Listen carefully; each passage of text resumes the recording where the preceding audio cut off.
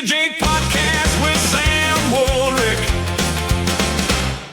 All right. Welcome to the show, guys. I have Dennis and Paul here with me today.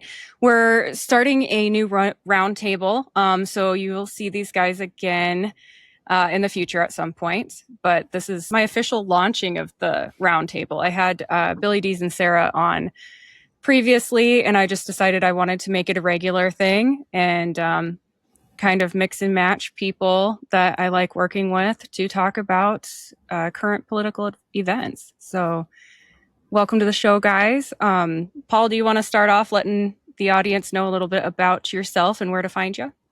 Sure. Great to be back. Thank you so much for bringing me back to the Shades of Jade, Sam. I really appreciate it. I'm a retired Army officer and been retired for 10 years now. I worked in the nuclear weapons complex for several years after that, and I am currently quasi-retired. I host the War 102 podcast, which is more of a doctrinal deep dive into the strategic level of warfare primarily, although we talk a little bit of tactics, operations, and policy, which melds in nicely here. I'm the author of Taliban Safari, which is about Afghanistan, published from the University Press of Kansas. And I am a real plastic hero. So go check that out. Toy soldiers that were modeled after 8 veterans of the global war on terror, all made in America, which was kind of we had to reclaim that technology. Injection molding for plastic soldiers was completely conquered by China. So the founder of the company had to recreate that capability. And some of the profits, not all, go to various causes as the veterans got to choose theirs, and mine was a veteran and family member suicide. So that's me. Thanks for having me back. All right. How about you, Dennis? Sure. I'm Dennis A. Brennan. I'm an attorney most of the time, but I've also begun a new career podcasting and writing books. First book has been out about a year, and it's a book about Donald Trump and Aaron Burr. It's called DC Swamp Strikes Back, Aaron Burr, Donald Trump, and their similar battles. I have a second book that's going to be released in September. We should be announcing that any day now, and hopefully many more on the way. I'm also doing a podcast kind of irregularly called Dennis A. Brennan and Company, and that has been mostly going out on my own pages, and I can be found on DennisABrennan.com for other content. Sounds good. Perfect.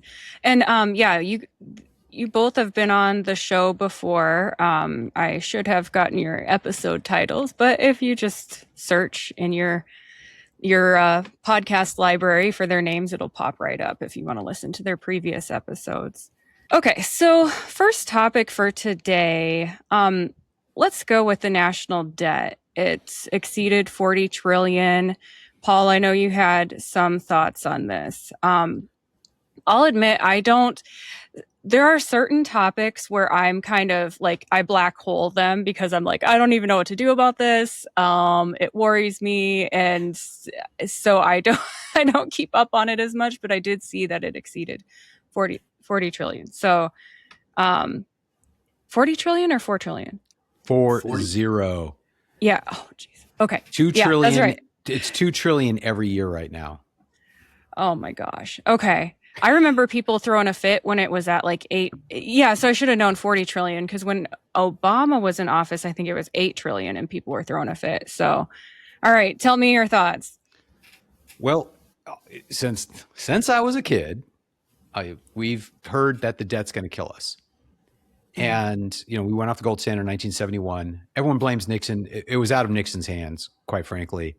If you know the story, the French sailed into New York Harbor with a battleship with all their dollars and said, we want our gold. Because while Americans could not own gold because of FDR and his fascist, if I'm going to be generous, policy, you couldn't own gold since, I think it was 1934 when Nixon seized all the privately owned gold, changed the official exchange rate from $20.60 to $35. So while U.S. gold had a nominal value of $35 from 1934 until Nixon took us off the gold standard. You couldn't do anything with that. You couldn't take $70 of gold or $70 and buy 2 ounces of gold. It was forbidden for you to own it. But foreign governments could. And when we passed the Great Society legislation, the Europeans knew where this was going to end. Once the United States government bought off on, we're going to pay for medical, we're going to do all this expansion, we're going to do HUD. The Great Society wasn't just Medicare and Medicaid; it was all sorts of welfare programs. This is unsustainable. Our dollars are going to have to be inflated in order to afford this.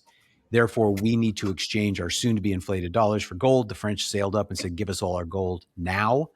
Nixon had no choice but to take us off the gold standard. So, I don't blame Nixon. He was forced into that action. But since that time, obviously, we now incur a debt because we can print as many dollars as we want, and no one even has to buy the bonds. That's with quantitative easing. And this is where I get confused, is that we have treasury bonds that are bought by the Fed, and the Fed owns all our treasury bonds, and the interest on our treasury bonds are being paid to the Fed. It's very confusing to me because the interest rates are like 800 billion a year, I think is what we're paying in interest.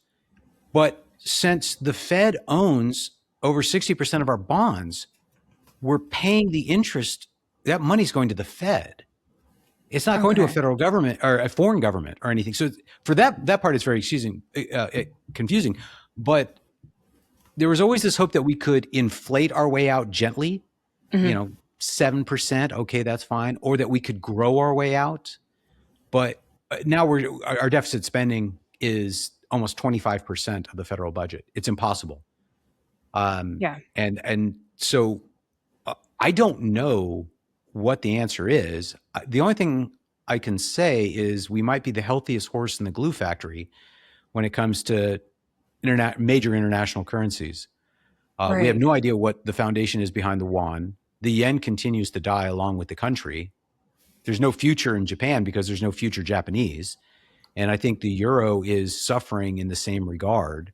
And, you have what they used to call the pigs dragging down the euro. And as long as the dollar buys food, we're okay. And right now, the federal government uses deficit spending to bribe the states to do their will with the promise of deficit dollars. But when those dollars are no longer of value, I could see the crumbling of the current highly centralized federalist government that we're dealing with. If the federal government can't bribe the states to do what the states don't want to do, but are being forced to do, I don't know how that ends. And I don't know when, because since 1976, I've heard the deficit's going to destroy us. We're going to hit hyperinflation. The country's going to fall. Right. Well, we're 50 years later. None of that has happened. And modern monetary policy states that as long as there's a demand for money, the money will have value. And you create demand by demanding, pardon the expression, that taxes are paid in your currency. So the whole thing builds upon this premise. But then when you get into the petrodollar and the reserve currency, I think the modern monetary policy kind of falls apart. But we're 40 trillion in debt and we're doing okay. So for all the doom and gloom, there's no evidence that this is actually falling apart. And Dennis, I suspect that you actually are far more knowledgeable on the subject than I am. But I'm kind of stuck in that by every aspect of common sense and von Mises and Hayek, the wheels should have come off years ago, decades ago, and yet they haven't. So are the Keynesians right? Is Paul Krugman right for once in his little diminutive life? Perhaps. It's funny because when I was younger, I had an economics professor who said, "Don't worry about it. It doesn't matter." And my thought was, it does matter. It has to matter, because if you're in your own household, and let's say you make 100,000 and you spend 120,000 every year, eventually you will go bankrupt. There's no way around it, right? So how does the government get away with it except having these IOUs out there? where they're constantly paying. But, as you said, we're 2 trillion every year. We're falling behind.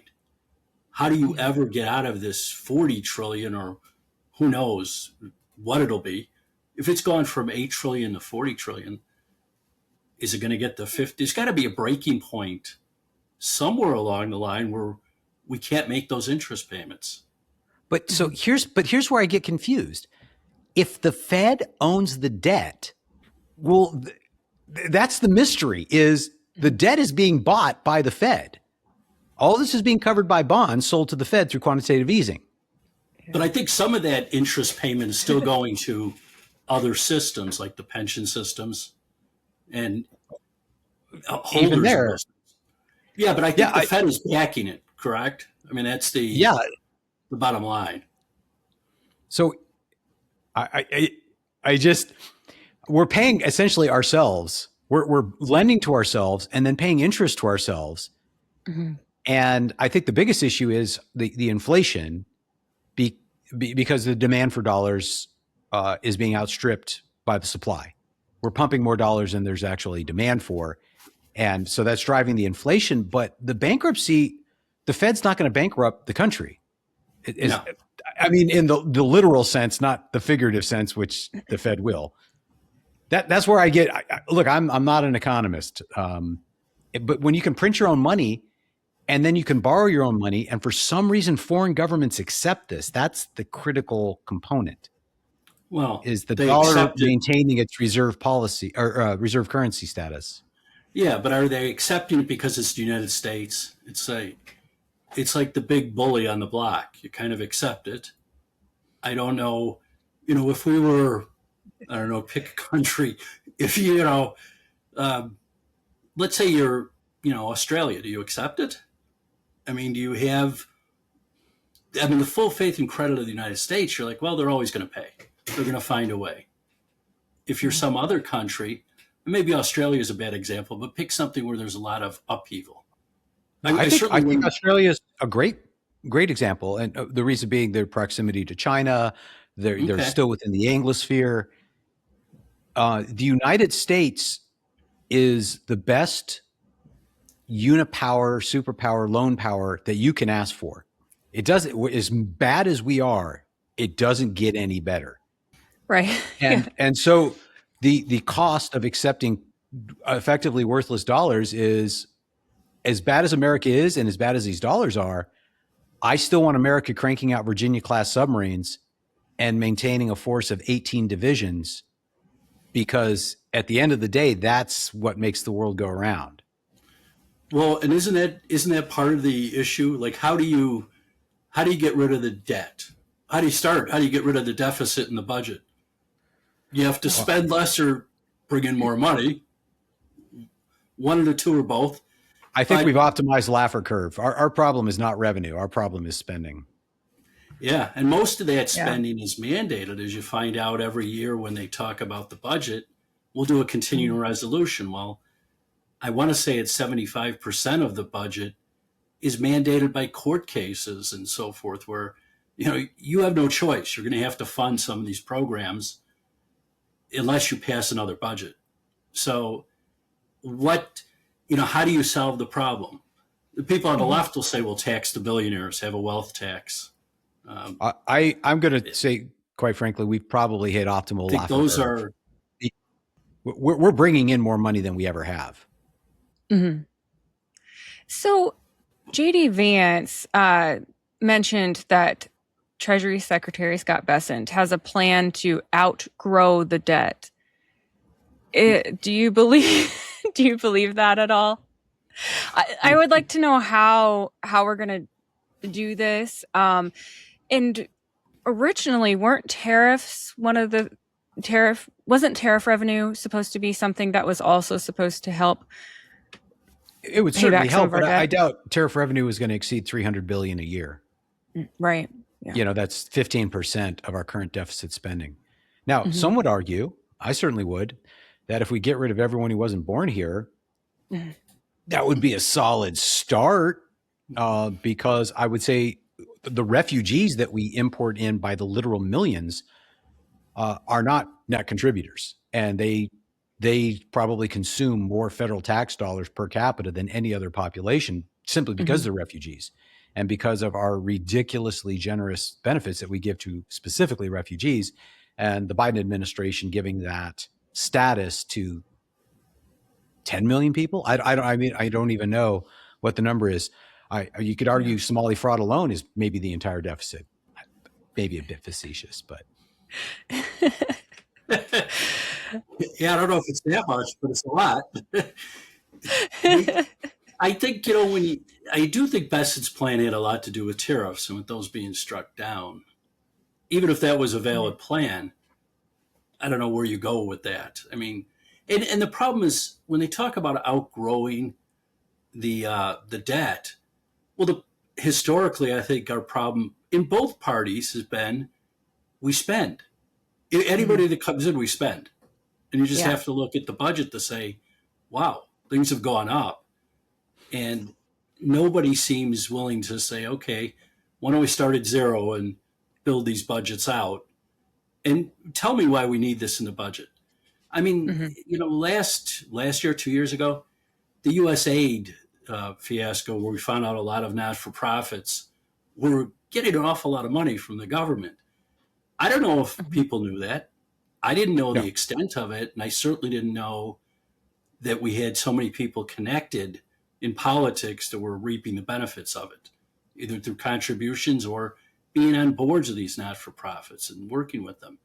So how do you change the mindset of the people that go to Washington? Right. Well, they're responding. Who in the United States is saying, I'm willing to take a hit? Just go ahead and cut my benefits. Because we've reached the looting of the Treasury phase of the fall of the Republic. And if you look on my back shelf, Decline and Fall is up there by Gibbon. And so if you're say you're me and you're 56 years old and decided that your company decided that you're no longer relevant. If I could collect Social Security today, I would, for as much as I could. Some sort of social contract where, no, you never scam the system. It's the good old USA. That's dead in the water. Everyone is grabbing as much as they can and trying to convert it into stocks, bonds, land, gold, whatever it is.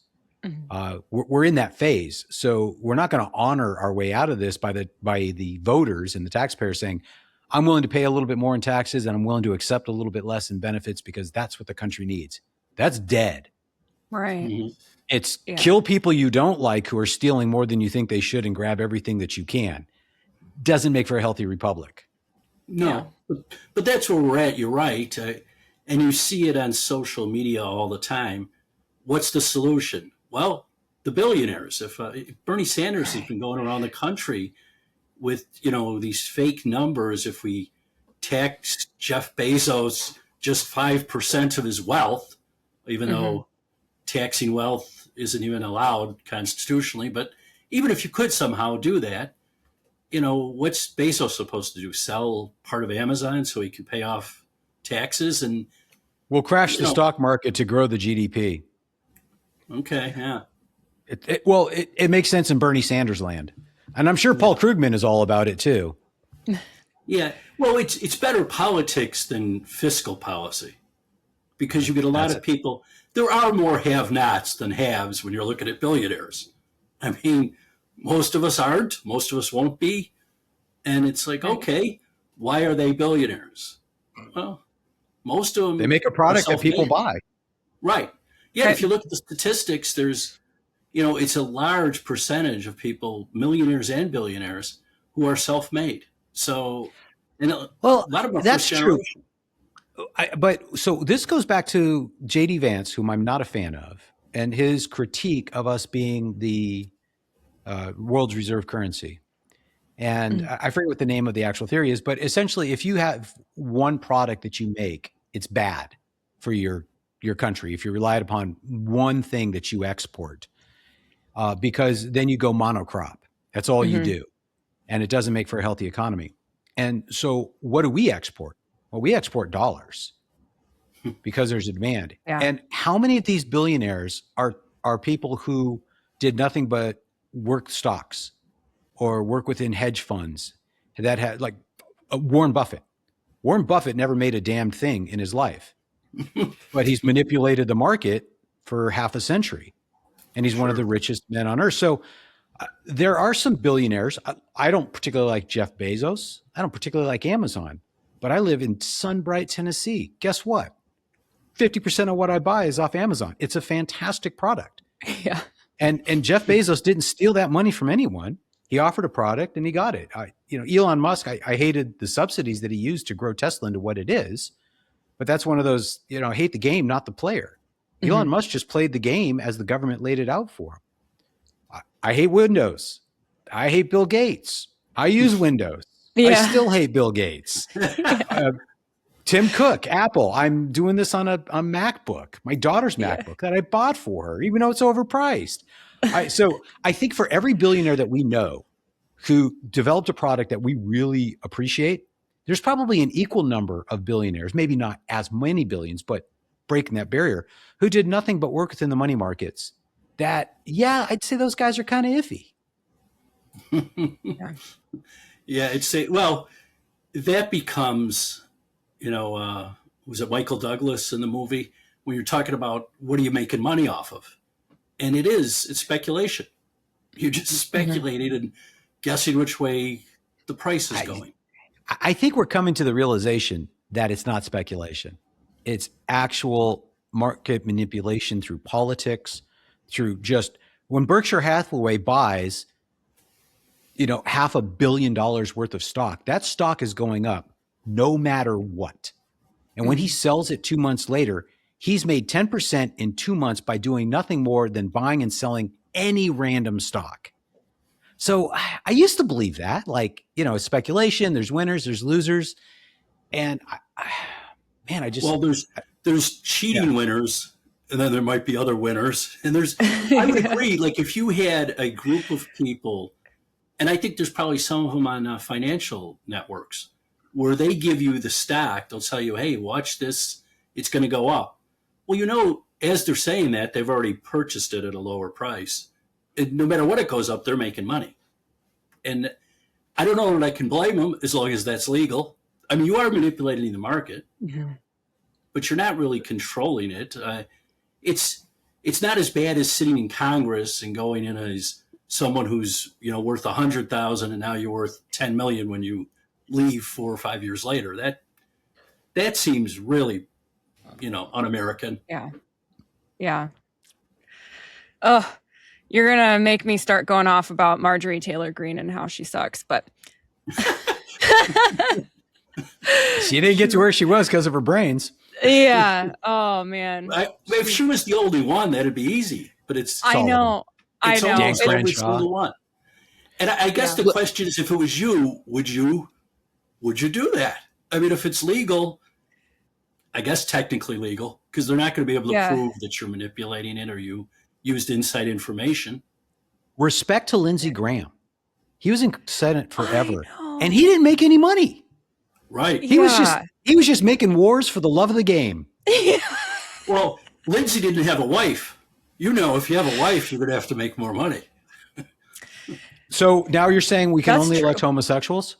Yes, only homosexuals from now on. Like the Theban, what was it? I forget the name of the Theban elite forces. They were all gay lovers, the Theban 1,000 or something like that. You have to be gay to be in a Congress. Well, no, actually, why do you think Pete Buttigieg says he's gay? It ain't because he is. Anyways, there's another digression. I don't know if I'm advocating for that, but I do think, Lindsey probably had less things to worry about, I guess. I don't know, but he does deserve some congratulations in his death that he didn't become a multimillionaire off of government, which is rare. It's right. I think a lot of people get into government at every level so that they can make more money. We've had, here in Illinois, we've had people go in as state reps who become multimillionaires, and you're like, you're just a state rep. What were you doing? And some of it's legal. It's Illinois. Some of it's not. We've had a lot of people convicted. So yeah. Where are you at again, Paul? I'm in Sunbright, Tennessee. Oh, yeah, you just said that Now, earlier. I'll have you know, Jealous. the entire state is in mourning over Dolly Parton. Yeah, that is sad. That was a Dude, sad she's one. the patron saint of this. I think we're going to rename Nashville to Dollyland or something like that. Yeah. So I learned yesterday that when Trump ordered the flags at half staff, that was the first time ever done for an entertainer in history. Dolly was so much more. Yeah. She was a big boobied entertainer. Sorry, that was a cheap shot.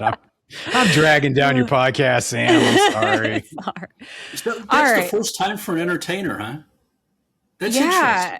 Yeah. I was watching him and Glenn Beck talk, and Trump didn't even know that was the first time done for an entertainer, I guess. Her philanthropy, and I mean, what she did, she gave hundreds of millions of dollars in very charitable works to her hometown area, the Dollywood, Sevierville, Gatlinburg, all those.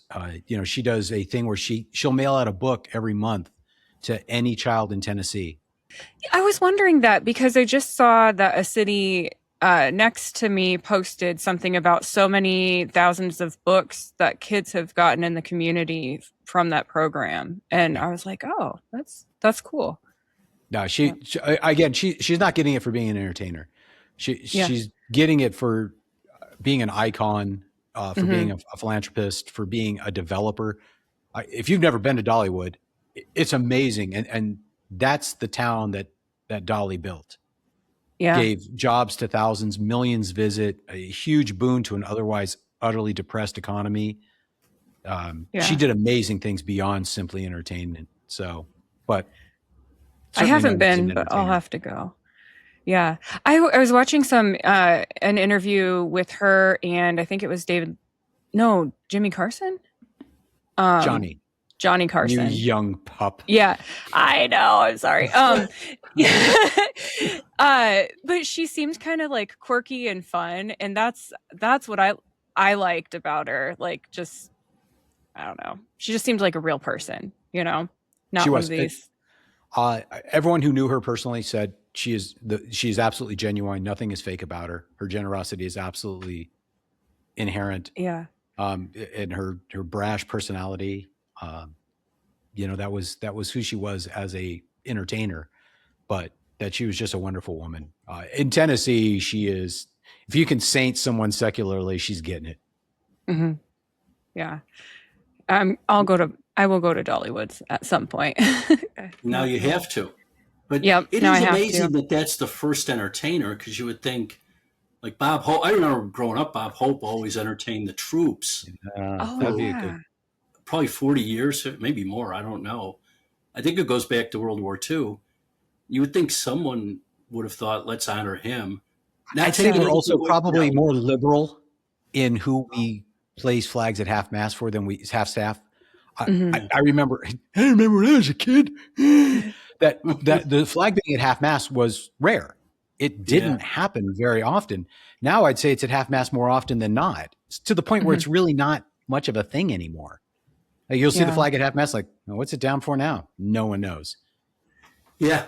A lot of people have said that when they'll see it, like, who died? Like, because you used to think a former president or someone, I guess everybody's important, but someone of stature in the government has died. It's not like just anybody died. And now, good and bad, you'll see sometimes there's a soldier killed, and it's like, okay, they're half staff. It's like, why?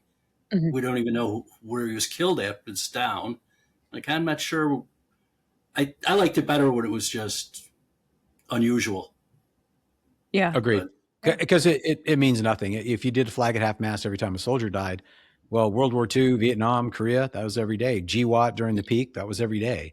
Yeah. At some point, the flag just has to stand high. If it's at half mast all the time, I don't know. It diminishes it. Not that Dolly doesn't deserve it, but I think it's as much a reflection as the diminished requirements for such an honor as it is her importance nationally. Yeah. Well, since we're talking about entertainment in a little bit, do you guys want to pivot to the title or the subject I titled WNBA crap. Is that your Why read on the not? whole league, or what's going on with the league? Yes, it's crap.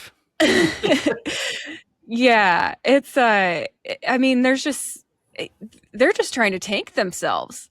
Like it's like they don't want people watching the WNBA. No, they don't. They don't. That's the thing is they're like, people just need to watch the WNBA. And then Caitlin Clark came out and we started watching the WNBA.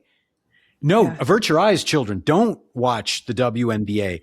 Like it as a symbol of women empowerment without the dirty reality of how bad the majority of these women actually are at the game of basketball. I think more than any other mainstream sport where women participate, the difference between the men and the women in physical capabilities and skill is so glaring that it makes it even more of a joke than it was when no one was watching it. It's already a welfare basket case for the NBA. It's never made money. It's always lost money in 25 years. So they feel the WNBA's leadership feels no responsibility to make money. They never have, they never will. So it's more important as a symbol of progressive advancement and LGBT than it is as any sort of sports league or certainly as an entertainment league. And so now they're being threatened because people are seeing the product and they see how bad it is. And there's pushback because it's being held to a standard it was never held to. And the leadership has never accepted that it should be held to a standard of athletic excellence and entertainment. It's always just been the NBA's charity. Yeah. Yeah, I agree. I thought it was $100 million that the NBA supports the WNBA every year. And I without don't know that, the exact number. Yeah. It doesn't exist without it. Right. And now they just tied their television contract into it. So they're good for another how many years. But I think you've hit it on the head when you're talking about the quality of play. I'm surprised, as someone who is, discriminated against because I'm not as tall as NBA players. I always thought, kings. Exactly. I've always thought, wow, that rim is kind of high. And we used to take the rim and put it lower so we could dunk. But if you look at the women, I don't know if any of them can dunk. Honestly, I haven't seen that. A few have. There's they have a list of the 6 who in 25 years managed to do an uncontested, very weak dunk. And that sells. I mean, in the NBA, we've gone to 3-pointers a lot, but people still like to see these flying dunks and the athleticism that they see from the men. And, it seems like it's almost like we were kids. We let's take that down to 8 feet. We can dunk now. and so that's been presented as an option. NBA players have said, lower the rim. You're already playing with a smaller ball. And then the females are all insulted. It's like, whoa, no, we want to be respected for who we are. Well, you're a joke is who you are. So either acknowledge reality or don't. But I guess it really gets back to, they've never had to worry about being good or entertaining. They've always just been the NBA's charity. Right. And so it's their own little internal club. They get paid. No one watched. No one cared. And I'm being dismissive. I've watched highlights of Caitlin Clark. I've never watched a WNBA game. Let's face it, I'm not Lindsey Graham. So Caitlin Clark takes amazing shots. She sinks them from, Steph Curry range. She has her handle's okay, but she has a very good vision for passing. She gets doubled and triple teams. She'd have far more assists if her teammates could make layups.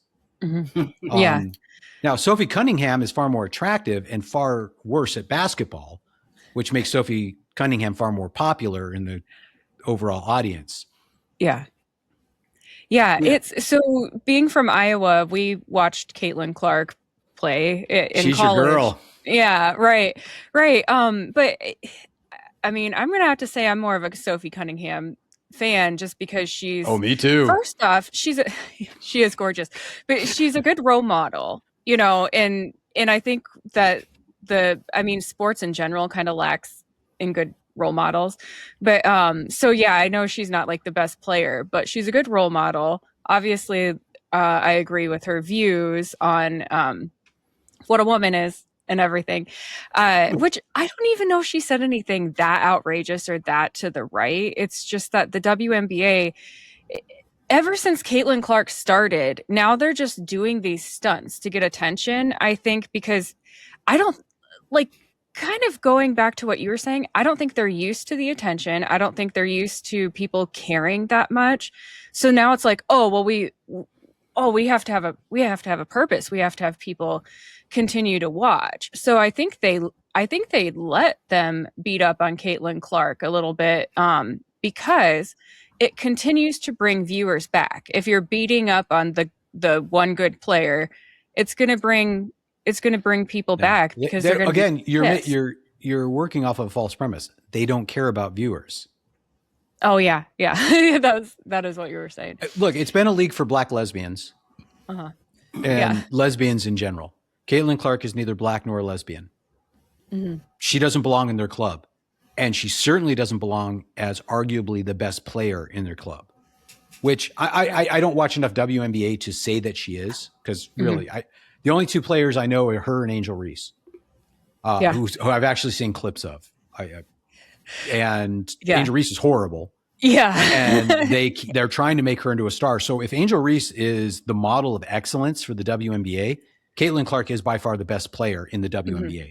If Angel Reese is the supposed standard bearer, because she's horrible. Yeah.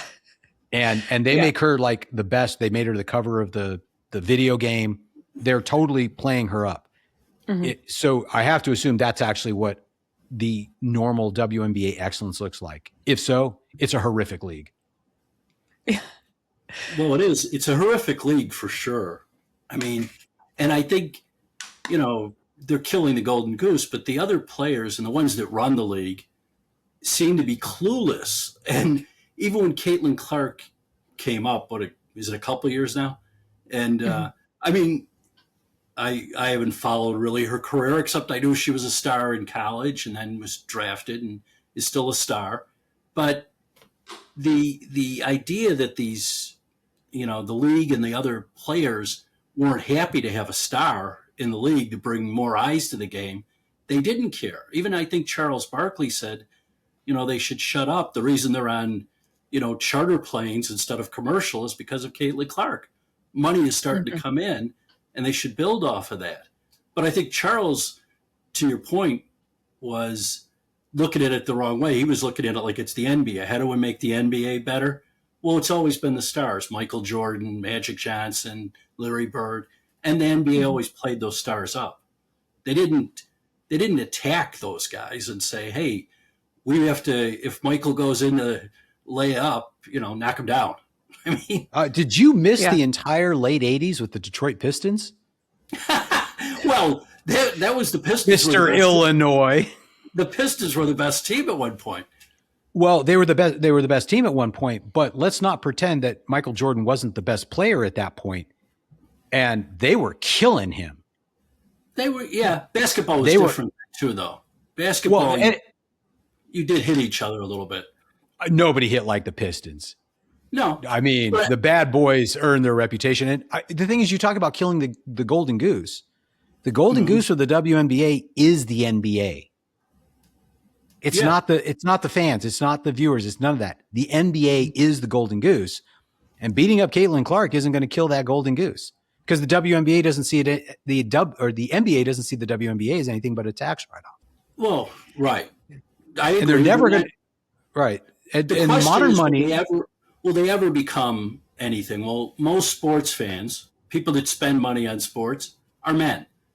I mean, without, it's not too much of a reach to say if you ask 10 women how many sporting events do they go to by themselves or pay for, it's going to be very few. I go, I used to have season tickets with the White Sox because I'm Mr. Illinois. And, I split it up with some guys, and I didn't know a lot of these guys, and they're picking the games they want. And I'm picking, the Yankees are coming in. The Red Sox are playing. I'm looking for good games. They're sitting there going, well, let's see, Saturday night is fireworks night. My wife will kill me if I don't grab that one. Right. Go ahead. I don't stay for the fireworks. I could care less. and it didn't matter who they were playing. I think to the point, the women weren't going to the games to see the sport. They're not into it. That's not their interest for the most part. I mean, I'm sure Caitlin Clark cares a lot more about WNBA basketball than I do or you do. I mean, but for the most part, viewers, people that go to games, they're men. So how do you build up a women's professional sports without subsidizing? You don't. You don't. Women's beach volleyball does very, very well comparatively, far better than men's beach volleyball for some unknown reason. Gee, I wonder why. Is it unknown? It's completely unknown because we're just here for the athleticism. Let's be quite honest. Again, who's watching that? Men, probably. Yeah. No. How dare you? In my best Greta Thunberg impersonation. How dare you? But here's the thing. Most professional sports now make money off of television contracts. Mm. And I think the influx of money is simply the networks, again, throwing money at something that is a loser overall in pursuit of a social and political goal, not a fiscal goal. Just as the WNBA was the charity case for the NBA for goodwill and whatnot, the networks are going to throw money at the WNBA simply to prove that the WNBA is valuable, that what they do is valuable, and they don't care whether or not anyone watches it. It's not ticket sales. Yeah. No. So, and look, these CEOs, they have no real fiscal responsibility. They didn't create these companies. They don't care. I don't know, whoever runs Time Warner or whatever the conglomerates are, they couldn't care less. And so they'll throw billions, literally, of shareholders' money at the WNBA for the politics, my opinion. So I think that's where this big influx of money has come from. Caitlin Clark has brought in viewership. Viewership is now laughing at it. And the YouTube videos are probably 10,000 times more viewed than any game is on whatever network covers it. But now it's become a political battle. The Caitlin Clark blow up and the Sophie Cunningham, versus the angry lesbians. This is a political game now, and the networks have to back their horse, which is the LGBT trans progressive team. Well, so it's free reign on beating up Caitlin Clark. Right. But it's gotten bigger than beating up Caitlin Clark because now, they were forced into defining a woman, which they didn't. They didn't. They simply banned them by name. They didn't establish any policy. They're simply going to ban individuals from playing without any standard whatsoever because now they're going to claim they're a private club. Right. Yeah, which kind of goes to show you how bad the league is. How hard is it? It's in your name. I mean, it's the Women's National Basketball Association. It's not that hard to say what a woman is. And if it is that hard, you've got a problem if you can't do that. And I guess if they cared about growing the league, they'd care about fixing that problem. I really think across the board, it is more of a political statement of LGBT and progressive and feminism than anything to do with growing the league and making money. The politics outweighs any business decisions they might make. And their attack on Caitlin Clark is proof. You wouldn't be mauling her and humiliating her, not voting for her for the All-Star, not putting her on the Olympic team. She's a star. You put her on those things because she's a star and she's going to bring in viewers. They don't care about any of that. The politics are trumping any sort of business or entertainment aspect of the league, which is the biggest indictment and the biggest reason it's an absolute joke, except for Sophie. We love Sophie. I thought it was funny when they all went out wearing the same shirt that said, "Pay us what you owe us." And in my mind, like my husband and I are both like, okay, so then you owe the NBA money then? Because you should cut a check every game and give it to the NBA. Right. And I think some of that was like, oh, well, we get paid less because we're women. And it's like, no, you get paid less because no one gives a shit. Like no one cared about the WNBA until Caitlin Clark started playing. And now we care just to laugh at it. Right. And argue with it. I mean, Yeah. now it's kind of the butt of the joke that they can't Yes. define a woman. You've got these two NBA players or ex NBA players wanting to play or saying they want to play. I think it's what's he now? Is it Enos Friedman or whatever he calls himself? Yeah. Freedom. Yeah. Freedom. It used to be, that wasn't even a consideration. Then he's sitting there going, "Well, I'll score 60 points." You probably will, because you'll stand over by the net and just dunk constantly. I mean, Everyone would watch it. If Oh, they really cared about viewership, I would they pay. would have let him come in and everyone would watch that game. Mm-hmm. I mean, look, I would pay to watch it would be that. the Harlem Globetrotters, and so he'd be the Harlem Globetrotter, singular, and the rest of the league would be the Washington Generals. Yeah. Or Generals or whatever. I'd love to see the other one, Royce. He's calling himself Roysha. I would love to see them both on opposite teams, and it's just these two guys playing while girls are getting knocked over left and right. It'd be hilarious. Well, maybe we can start a league if we can get someone to support it. Well, Yeah. I forget who it was, the guy who Portnoy does Barstool Sports, whom I don't like, but he said he's going to start the Nashville Balls. Yes. Which would be a WNBA team of nothing but transgender women. Yeah. Right. That's hilarious. Yeah. And that's the problem. You've got all these over-the-top ideas, and it's like, you win every game if you can do that. The Nashville Dollies. Hey, wow. perfect. Yeah. Marketing. You'll be the marketing guy for Portnoy. It's great. Yeah. Hey guys, sorry to interrupt. I just wanted to tell you about my sponsors quick. Sometimes I get on a roll cleaning or gardening, and I need a boost, but I don't have time for a meal. Big Fork Brand's pork jerky is the perfect choice to keep my momentum, offering high-protein snacks for on-the-go energy boosts. Not only do they offer pork jerky, but they also make pork sticks, bacon sausage, bacon hot dogs, and burger and hot dog sauces. Products come in a variety of delicious flavors, including Thai green curry and maple and brown sugar for the meat options, and gangster and Chicago fire for the sauces. I personally think the original flavor of the pork jerky hits just right after tackling a big chore. It's a little salty and very flavorful. My discount code gives you 20% off your entire order, and it's currently the best deal available. Just visit bigforkbrands.com and enter in my promo code JADE, that's JADE, at checkout. Are you looking for a gift for a music lover, or maybe some apparel to show off your quirky side? Old Glory has you covered.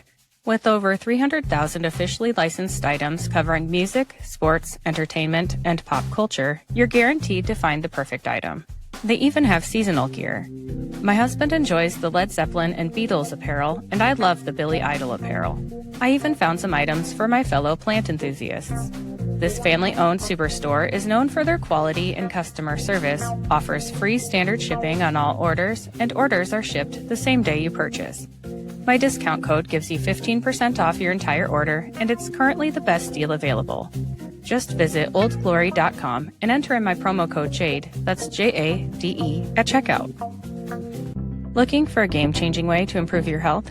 Zevo Life is the world's most nutrient-dense whole plant, packed with over 50% plant protein, essential amino acids, fiber, and antioxidants. Harnessing the best nature has to offer, Zevo Life nourishes your body while driving your performance, vitality, and overall well-being. Each serving is a concentrated source of clean, well-balanced nutrition designed to support modern lifestyles, and just 1 teaspoon a day supports your gut, boosts energy, and promotes healthier skin and hair. It's no wonder it's receiving 5-star reviews. Step into a healthier future with a 30% discount and a 30-day risk-free guarantee by visiting zivo.life and using my promo code. To support my show and to receive 30% off your entire order, enter in my promo code JADE, that's JADE, at checkout.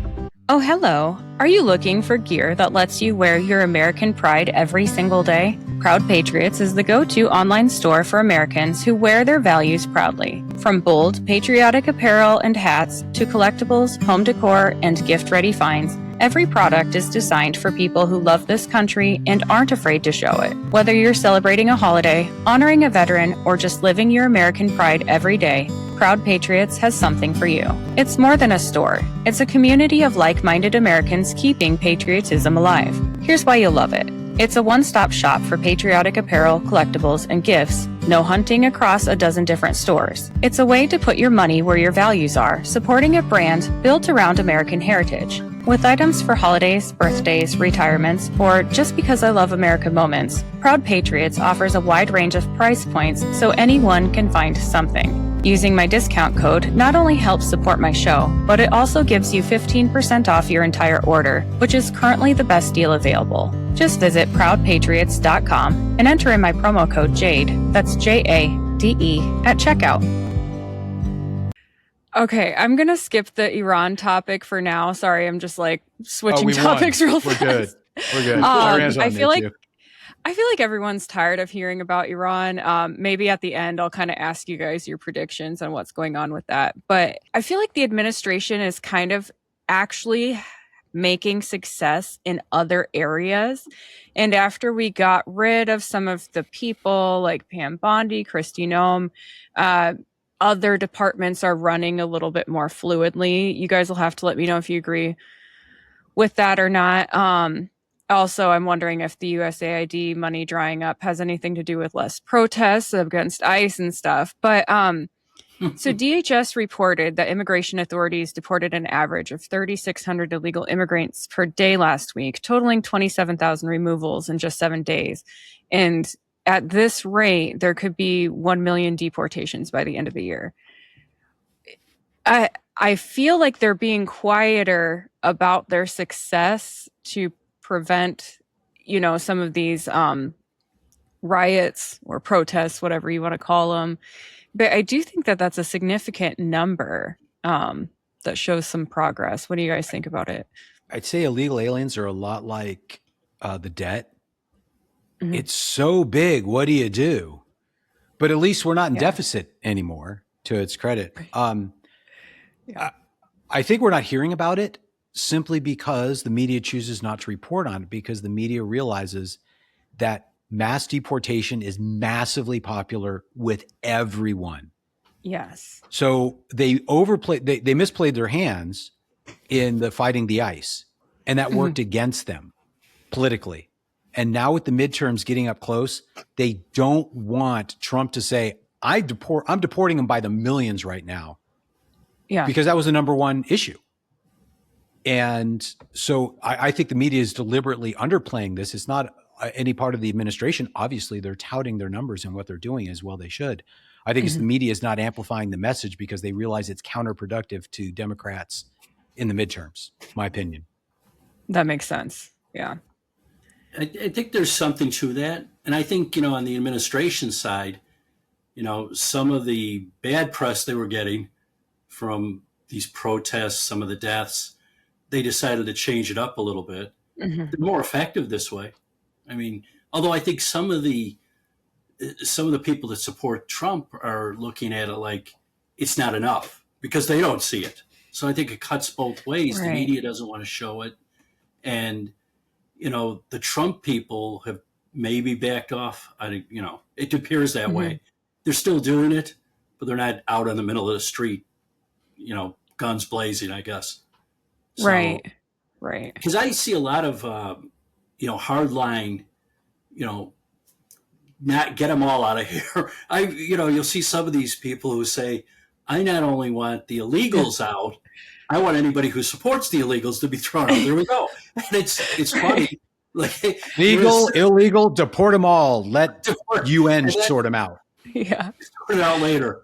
And we don't care what country. And, when you hear that, you're like, okay, a lot of those people are mad that they don't see, they think there's not progress. So I think the Trump administration has to show the progress that, maybe Noam and, at that time, and was it Pavino, the guy who was doing it before with ICE, they were over the top where you were getting like reports almost daily. And I think that made a lot of people feel good. I don't know if they were any more effective than they are now. Right. Right. Yeah, I've been kind of wondering that because I remember right after Trump was inaugurated, people started these deportation counters, but then it would just freeze, and it was hard to keep track of because they've been blocked left and right by judges, but the temporary protected status was officially ended for Somalis and Ethiopians, and that opens up another possible 1 million deportations there. Um, I- in the border wall. I mean, I know a lot of the focus is on Iran, but there are some successes from this administration so far that I don't think people are thinking about enough as these midterms come closer. Well, what are the subjects? Well, the economy is really not reflecting it. The wages and employment are still getting hammered. Hmm. And at the end of the day, that's going to be the biggest issue. Yeah. Am I better off are you better off than you were 2 years ago? I don't think very many people are going to say yes to that, especially people who got deported. And we know they vote. So, this ties into it. Yeah. Well, that's always the question. And, I think I've had this conversation with others. When the first Bush, H.W. Bush, lost re-election, I was doing fine. I didn't see when people were complaining and the Clinton people were saying it's the economy stupid. I'm like, the economy's fine. But for some people, it wasn't fine. And that's always the problem. It's how are you doing individually? It's not how the country's doing, because a lot of those numbers don't affect anybody. I know Trump talks about, well, the market's doing great.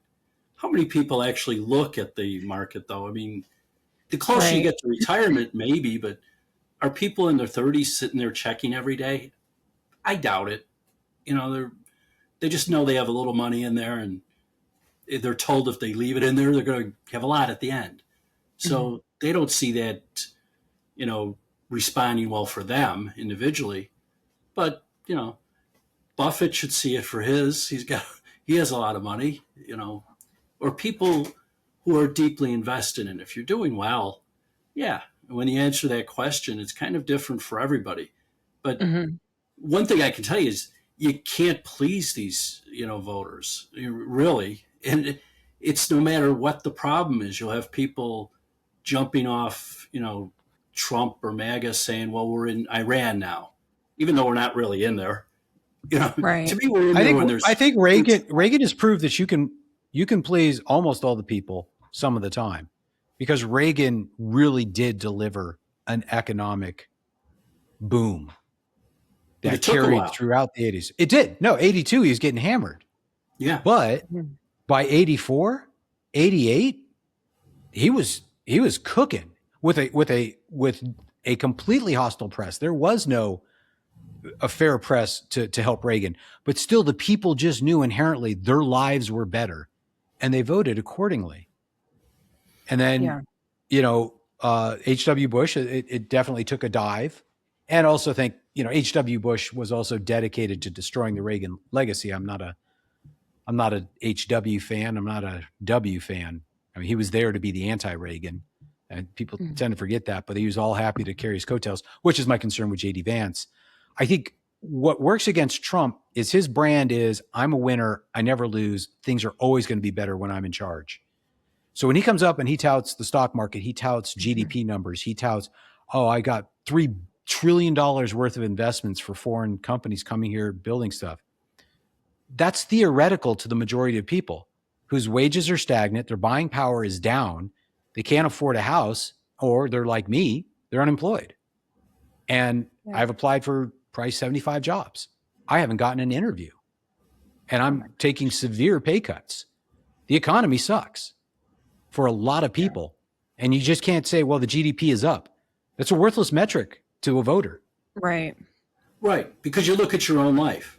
If you're the guy Yeah. looking for a job, the economy sucks. If you're the guy who has a good job, is doing well, the economy's great. And you don't Yeah. really see what other people, I think, to that point of Reagan, what did he say that if you lose if your neighbor loses It, his job, it's a recession. If you lose your job, it's a depression. And And if Carter loses his job, it's a recovery. He was so good. Reagan was so good. That was the full quote. and that's the beauty of it, but it's so true when you think about it. Like, Sure. you might feel sorry that your neighbor's out of work, but you're doing fine. But once you're out of work, nobody really cares you're out of work. It's, I'm intellectual enough to know I can't blame Trump for my current situation. It took decades to create an environment where every job that I'm competitive for is controlled by an Indian or the cousin of an Indian. So him going after H-1Bs is good. I have never. So here's something kind of quasi-related, perhaps.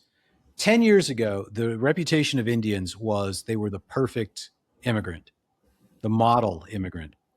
10 years later, I don't know anyone who likes them. The reputation of Indians in American society has completely tanked. Yeah.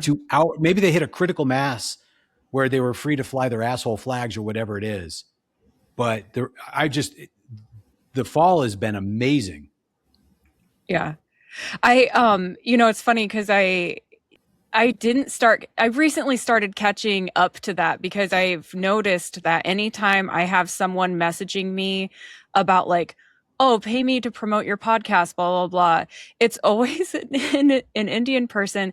And if so now I just completely like block them the minute they send a request, because if I accept like their LinkedIn connection or something, and then they message me and I don't respond, in 4 hours, I'm waiting for your response. I'm on LinkedIn. Do you think I'm just sitting here hanging out to talk to you? And then, so I just completely ignore them all too. Cause it's like, how rude, 4 hours later, and you're upset that I didn't respond to you. You're probably not even a real person. Go fuck yourself. Like it makes me mad. I don't apply to any jobs that have an Indian hiring manager, because I know all they're doing is they're data harvesting and selling my email. So since I've started applying for jobs, my scam emails, my scam phone calls have gone through the roof. Oh, I bet. If anything associated with that has an Indian name, I don't apply, because one, I have never gotten a call back from them. I've never gotten a legitimate interview for an actual position. It's all a scam. Yeah. And they've developed an earned reputation of being a culture that is about scamming. Like, get what you can. Back to the looting of the treasury, which kicked off this wonderful discussion. Yeah. Yeah. Well, there's a lot of scamming everywhere. I mean, if you look at the internet, Somalis. I mean, everybody is, in on the scam, it seems like, or their scam, whether it's agreed. So let's stop importing the ones who seem to have turned it into an art form. Yeah. Right.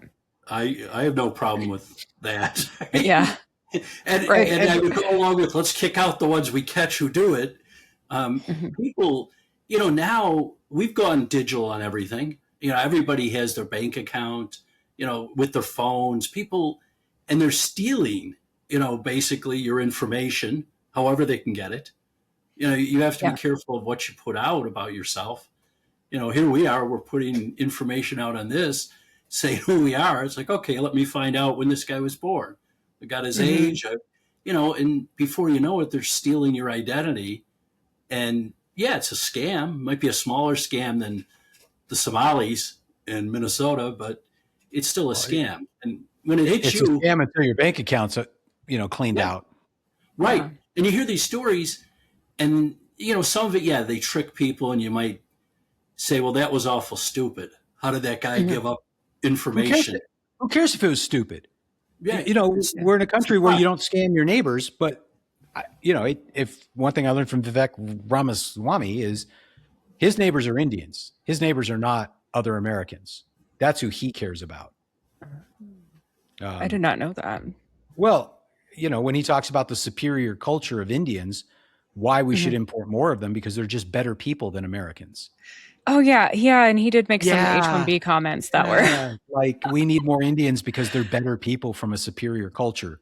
Those were his words.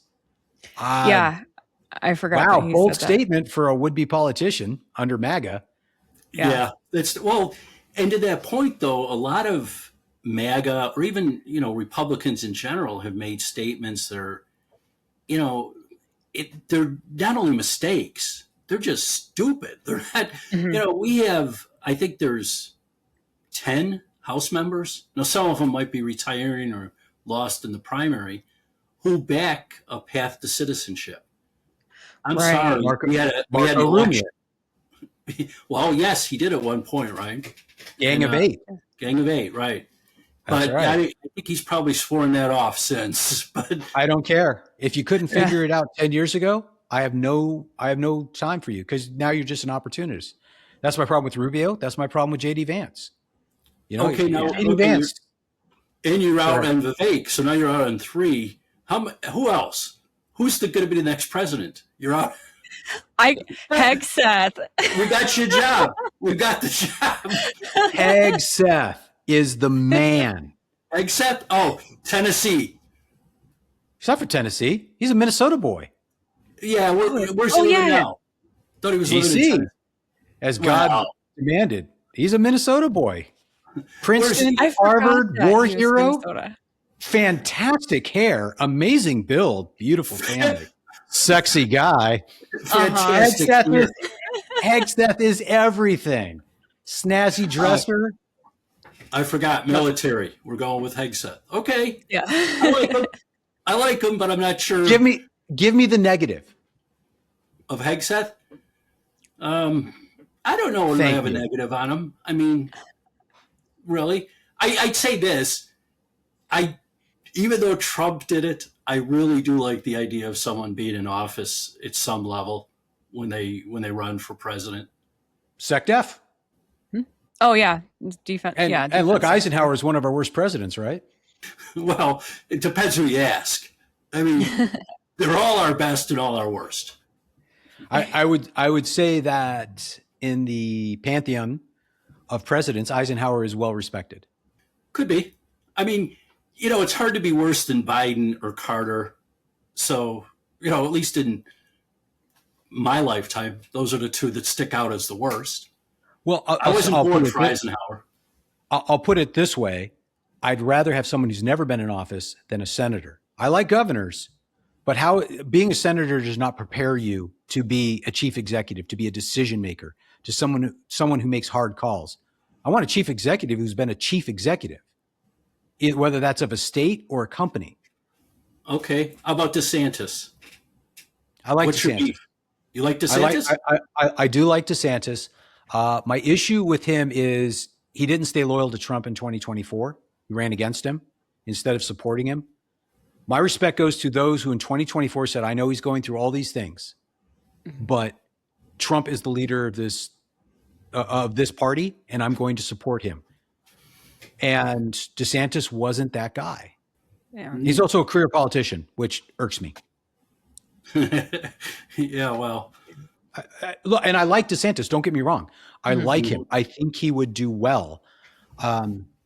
But I would take him over Rubio or Vance. How's that? Hegseth DeSantis ticket. We got it. We figured it out. I'm willing to be his campaign manager in the state of Tennessee. Let's do this, man. Come on.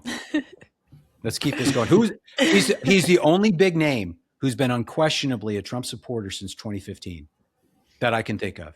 That has, like, I guess you could say Scott Bessent, but I don't think he's a presidential candidate. No. He enjoys himself too much to be a presidential candidate. Yeah.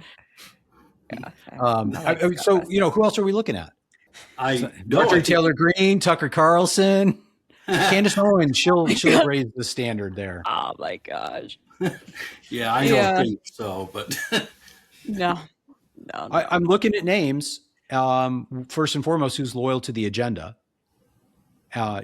Rubio, you were a gang of 8 for mass amnesty. That's a disqualifier for MAGA. I don't care if you changed your mind because you wanted to move forward in politics and the sea changed. I want you going in one direction. I don't want you going whichever way the wind takes you. JD Vance, you voted for a CIA agent in 2016. You became MAGA when you wanted to be a senator from Ohio. Well, sure. Well, like you said, politicians. So right. you adjust. Yeah. And I think when you look at, we're not going to be able to, we'll get to vote, but we're not going to pick who's the person. It's, Trump. Sam's reach is going to get out People are going to watch this and they're like, oh my God, these guys figured it out. Mhm. Don't undersell Yep. Sam's audience. Yeah, maybe. Start somewhere. Yep. I was still working on Kalshi to get Hegseth on the betting Once he thing. hits Calci, he takes off. People Mhm. see that name and they're going to be like, oh my God, I never even thought about where has that. he been? And you'll tell them where he's been. Yeah. You heard it here first. If I was a betting man, and I am, I would say it's Vance and Rubio. That's the ticket. Trump endorses it, and that's it. Again, So here's the advantage we have, though. Trump picks it. Whoever Trump endorses will be the candidate. yeah, I think Right. so. So Yeah. so what? We cut a check for $100,000. We get 30 seconds with Trump. I got one word for you. Yeah. Just one word. Headset. Yeah. Or his sons. We just need someone connected to Trump. to I put that mean, in his the ear. nepotism might even turn me off, to be honest. Oh no, I'm saying we just need to let his sons know. Let his Hey, sons know. tell your Okay. dad that we want Hegseth. And yeah. No, I actually sell don't it. know if it would be a good idea for either of his sons to run, just because I don't think, like you said, the nepotism, I don't think people, even though other families have done it, I think people are kind of over it at this Yeah, the point. Bushes, weren't they great? Right. Okay, so Sorry. we were discussing Somalis and immigration and fraud. Ilhan Omar, I see, is under investigation. I don't think anything's going to happen to her, but I see that they're at least trying. What do you guys think? This is on her immigration for lying on her immigrations. Yeah, marrying her brother. We've all been there. Right. Who hasn't Yeah. married a sibling? Yeah. Thank you. Once or twice. Yeah. I don't Yeah. think anything will happen to her. I mean, it seems like it should have happened already if it was going to. Mhm. You know, Politically, what's the benefit? She'll just be replaced with a clone. Ilhan Right. Omar has no policies of her own. Yeah. She's just a cog in the Democrat machine. Yeah. I think the negatives of that would be worse than just leaving her in here and letting the dirt fly, and just And I think you're right. I think strategically, the dumber they are on the left, let them stay. It's if they have someone that's really bright, you have to worry about them.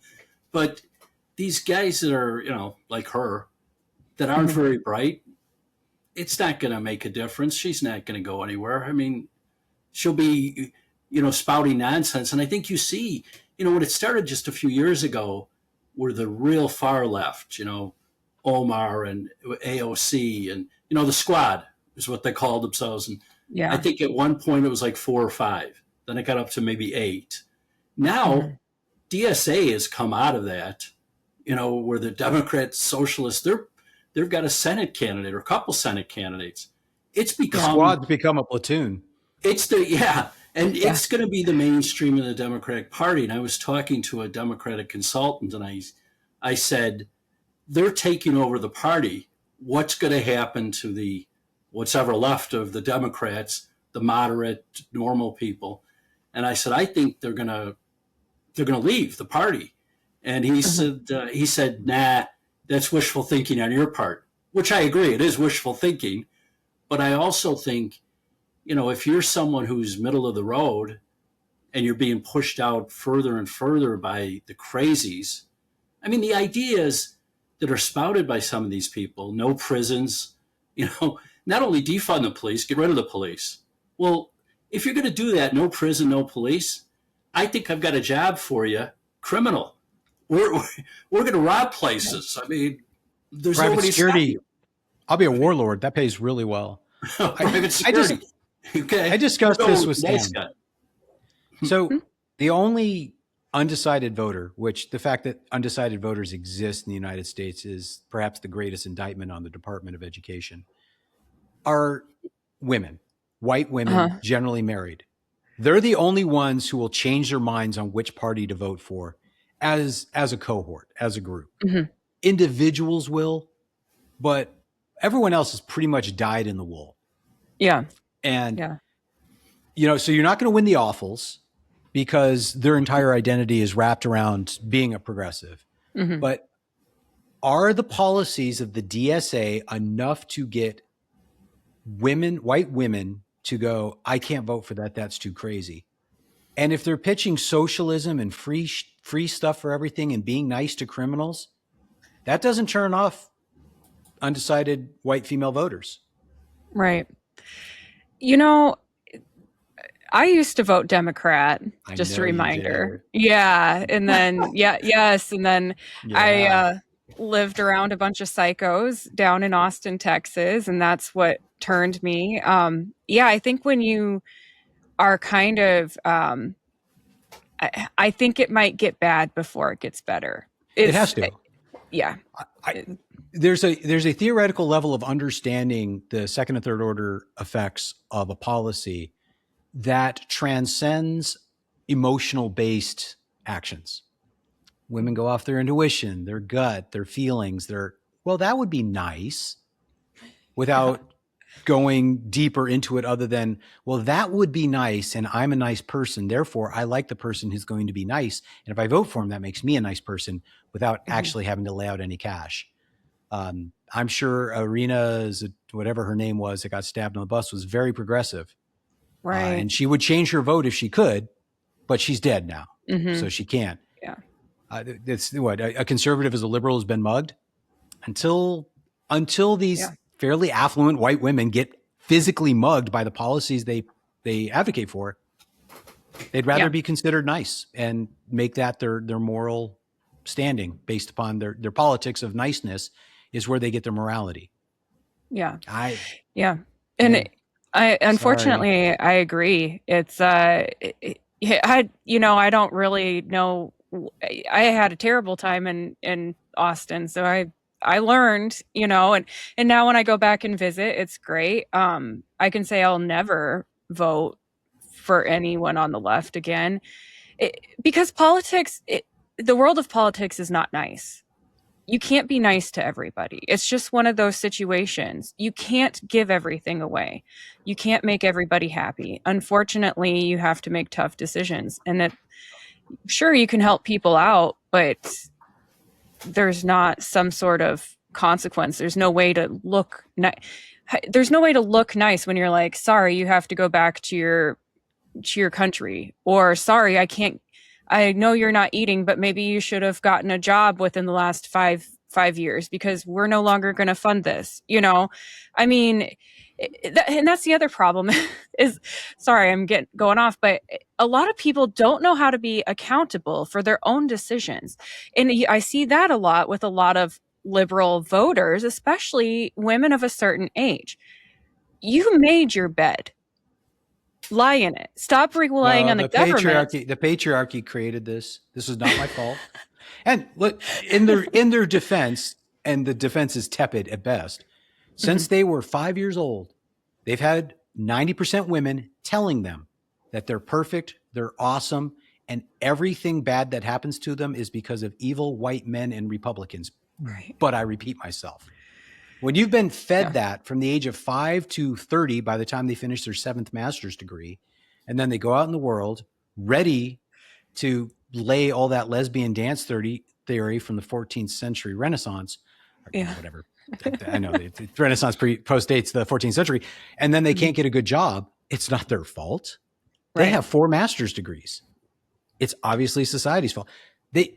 No one has ever sat them down, certainly not their fathers, if they were around, and would they listen to their dads if they did, to tell them, hey, it's an imperfect world filled with imperfect people, and compromises have to be made. And it sucks for some folks, and that's not fair.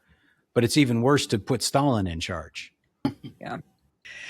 Also, I think that a lot of these people that are voting for the DSA are being, especially the women, are being pretty purposely blind to how women are treated in the communities that a lot of these people come from. So we're just going to vote for somebody who comes from a community that throws acid on the face of a woman for showing her hair, or someone from a community that thinks it's okay to have sex with a 9-year-old. Like Sam, that's you what can we're say okay with. Muslims. It's okay. You can say it. I You don't have to say say a community. You can just go out and say it. But yeah, I mean, they actually believe that these people are going to do what's best for them if that's what they're voting. And it's like, Well, because eh, it's become tribal now, you know, and uh-huh. we're probably all guilty of it to some extent. I find myself defending people over the last, 10, 20 years that I shouldn't have. And you look back and Yeah. say, yeah, that was wrong. Because they're so in, it's like the other side can't be right on anything. Mm-hmm. They won't give an inch. And, Trump says it. If you're against Trump, no matter what it is. And it's been said if he cured cancer, that they would still boo Yeah. him. It's like, Oh, right. they probably would. They would certainly say it wasn't him, even if there was evidence he did do it. And I think sometimes you're throwing all your chips in with that one party, which, becomes a problem. I don't want to defend some of these people.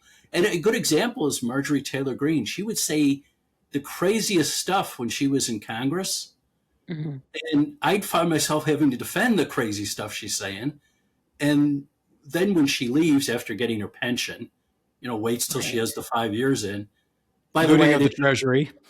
Right. I didn't know that you only had to do 5 years in Congress. I would have applied myself better in school.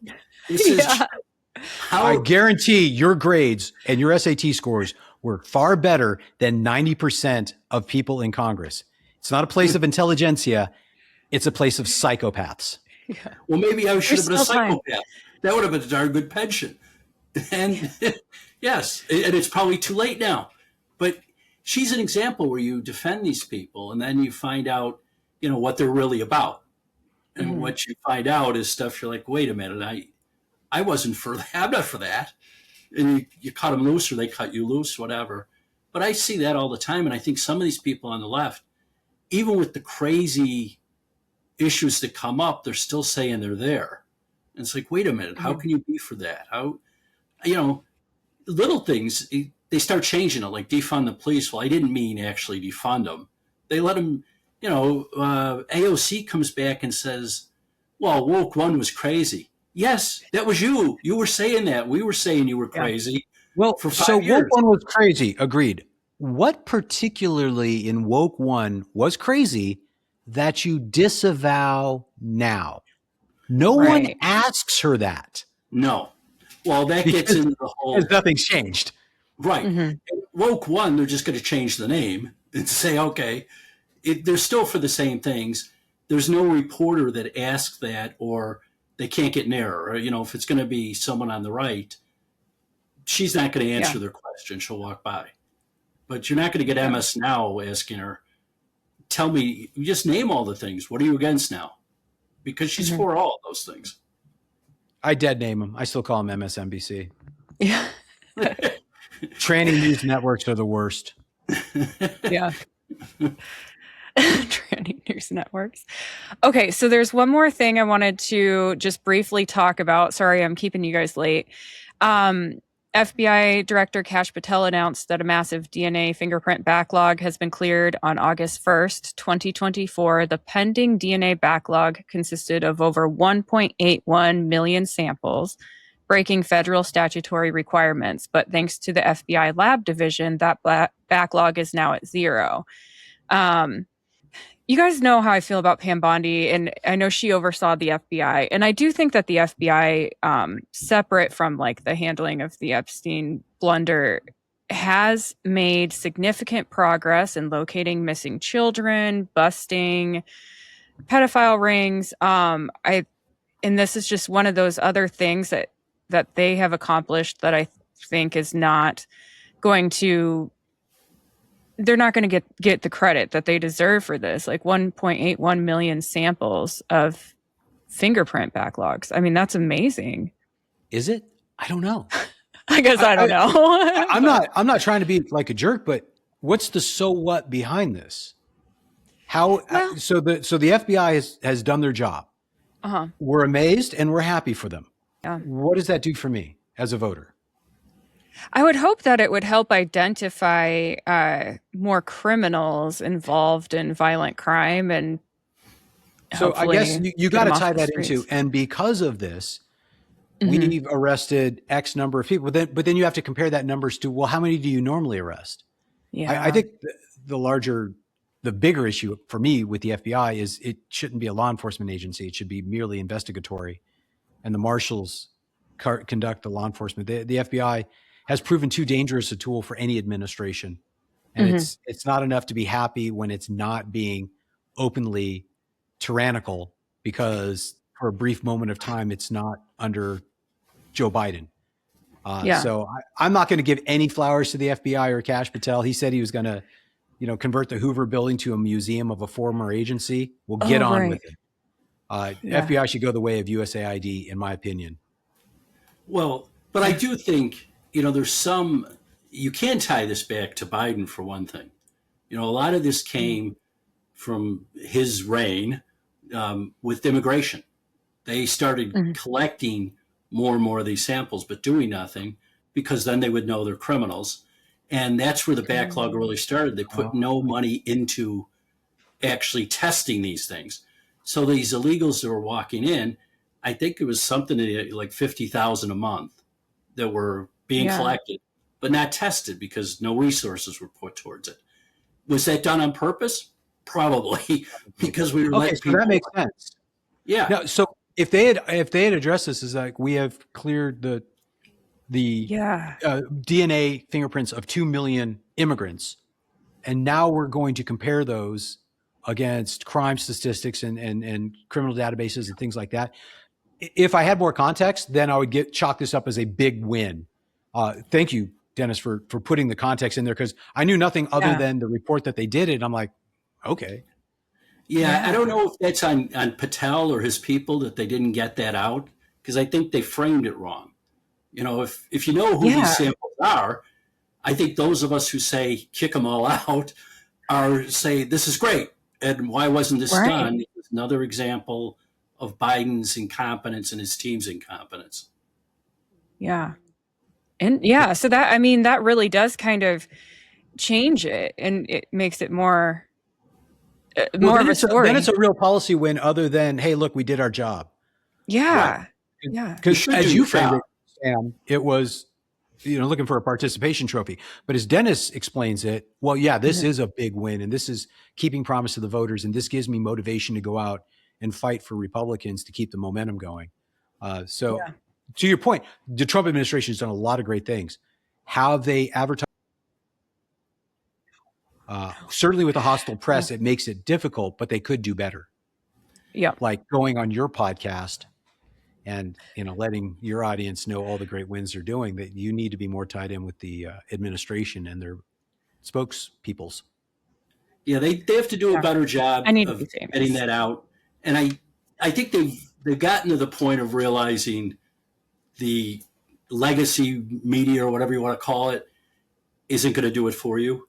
Mhm. Finally, they got that in this administration. I think the last time they were way behind. They were still thinking they could get it done. Yeah. But they still have to reach the people. And maybe that's through more podcasts, direct. I mean, even though they might not broadcast Trump when he goes on TV, you can broadcast over the internet. You don't really need NBC or ABC anymore. Right. Well, you'll notice the big name podcasters, there's been a huge turn. And I think Yeah. that is a deliberate policy, a financial policy. And I think it's a foreign influence policy, where some of these podcasters with a big audience have been very anti-Trump, deliberately so, because that was his mechanism to bypass the mainstream media as an outlet. Mhm. I see Joe Rogan being more negative. You see Theo Vaughn coming out of nowhere. Sean Ryan, another Yeah. big name. Obviously, Tucker Carlson's got to be lumped in with that. Right. Voices Yeah. that would have been predictably pro-Trump in support have totally changed their tune. And I think that's deliberate, and I think it's foreign. Yeah. I've been wondering that as well, why certain people are changing their tune too. What do they always say? Follow the money? Yeah. Follow Right. money. Hard to with Yep. podcasts, though. That's one of the things, Yeah. is it's a little more nefarious. I think the Trump administration needs to give more money to Sam. I agree. I think that they should hire me, and There you go. I could work in the press pool somewhere. All right, so we can wrap this up for now, and I will definitely have you guys both on. I hope you had fun. It was interesting with you guys both with your different backgrounds to kind of hear you guys talk back and forth. So I think the audience will love it. Dan, it's a pleasure meeting you. I'd love to talk with you again. Sam, thanks for bringing us on. I really appreciate it. Of course, yeah. I'll send you guys a group email. That way, you guys have each other's contact if you'd like to. Great. Get together, hang out without me. So, all right. Well, we'll start with Paul. Tell everyone where to find you. War 102 podcast available everywhere. Taliban Safari books available everywhere, and usually it's on sale because no one's buying it. So here's your opportunity. And if you go on and then war102podcast at gmail.com, you can send me an email there. You can link me directly from the Buzzsprout website. Check it out, please. Dennis? Yes, I can be found. My website's DennisABrennan.com. Books are available at Amazon. I'm on X. I love Elon, so at Dennis Brennan 61, and also on Facebook, Dennis A. Brennan. I'm not sure how you actually get that, but you put the name in, you find it. And I'm on Truth Social, but I'm truly disappointed with Truth Social. That's another subject someday for one of the podcasts. Yeah. We could talk about Truth Social and how it didn't make it, or isn't going to make it. Yeah. I tried Truth Social and it just didn't. I wasn't getting anywhere after like 2 years, so I'm just like, I'm done with it. But algorithms. Algorithms. So I'll make sure to tag you guys both and everything so that everyone can see it when I post the episode, which I will get out tomorrow. And I want to thank you both for being here and for a fun conversation. And I'll see you on the other side of this recording. Great. Thank you. All right.